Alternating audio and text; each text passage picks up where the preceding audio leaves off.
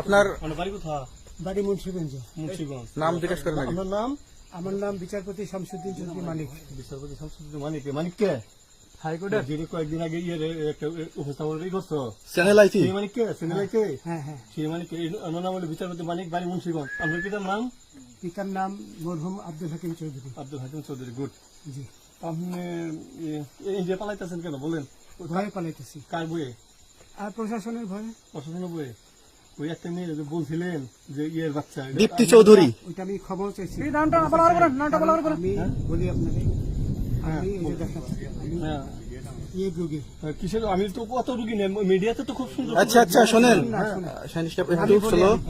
আপনার কাছে এই মুহূর্তে এরা যখন ধরছে আমাদের প্রতিনিধি কি কি ছিল সাথে? আমার সাথে কি কি ছিল এটা বলেন। আমার সাথে ছিল ব্রিটিশ পাসপোর্ট, হ্যাঁ, বাংলা পাসপোর্ট, বাংলা পাসপোর্ট, টাকা টাকা, আর কয়টা